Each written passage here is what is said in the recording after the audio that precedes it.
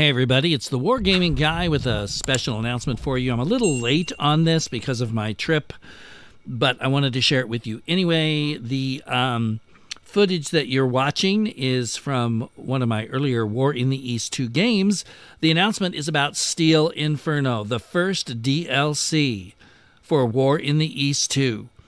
Set in the East Front of World War II, Gary Grigsby's War in the East 2 was last year's best-selling and most praised war game.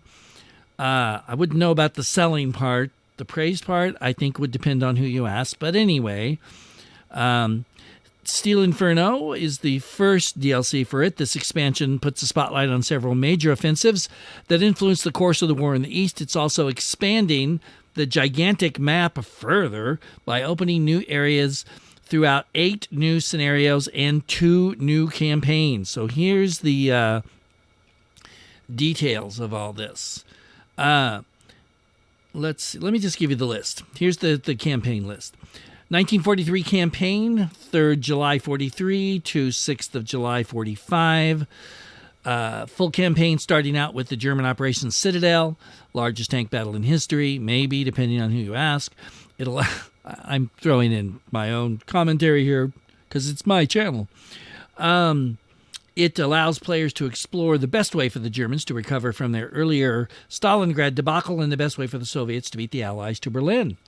1944 campaign, 11th May 44 to 5th of July 45.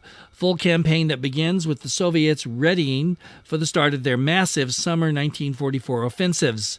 Within 4 months, these offensives led to the destruction of Army Group Center, the capitulation of Romania and Finland. Within a year, Berlin had fallen. Can you do better? Operation Kutuzov, from that would be 12th of July 43 to 3rd of October 44. Following the repulse of the German attack on Kursk, Operation Kutuzov was launched to retake Orel and push on towards Smolensk. The road to Karela, 22nd of June 1941 to 11th of October 41. The first War in the East 2 scenario to include a section of the Finnish front. It covers the first 4 months of the German push to capture Leningrad and the Finnish effort to push the Soviets out of Finnish Karelian territory, or however you pronounce that. Army Group A, Part 1, Race for the Caucasus, 25th of July 42 to 20th of November 42, covers the German attempt to capture the oil fields in the Caucasus in the summer of 42. Case Blue, Phase 2, 42-43, 25th of July 42, 5th of March 43, covers the critical phase of the German attack to seize Stalingrad, along with a rush south to the Caucasus. Assuming the Soviet player can hold on, it also covers the Soviet buildup and counteroffensive.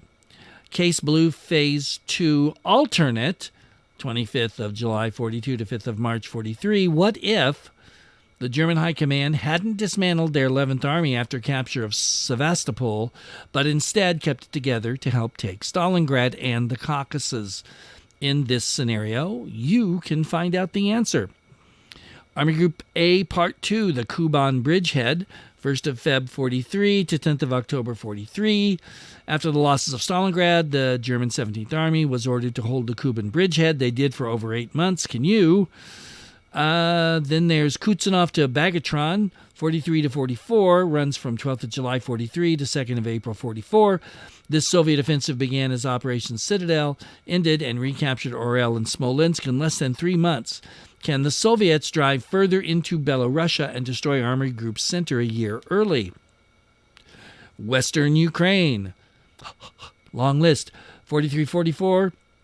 Soviets push into Western Ukraine, which led to their recapture of Odessa and the Battle of Kamenets-Podolsky Pocket, a punishing offensive, but could they have done better? And finally, Drama on the Danube, 20th of August 1944 to the 5th of May 45, a complete look at the unusual and varied fighting across the Balkans in 44 and 45, starting with the conversion of Romania and Bulgaria into Soviet allies. The scenario also covers the desperate attempt of the German forces in Greece to escape north, covers the transition of Yugoslavia partisan warfare into being part of the front line. The the Soviet advance through Hungary, and the last major German offensive of the war near Budapest and the fall of Vienna. Whew. Okay, it's a lot of stuff here. I was actually hoping they would have one that just focuses on the destruction of Army Group Center, because that's one of my favorite battle/campaigns. But we'll see how all this works out. So I'm not sure what I'm going to be doing. This doesn't come out till November, so I don't have to worry about it till then. But it is coming, you big War in the East 2 fans.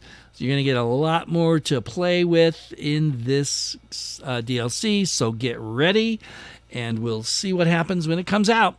Thanks for watching. Take care, everybody. And this is the Wargaming Guy signing off.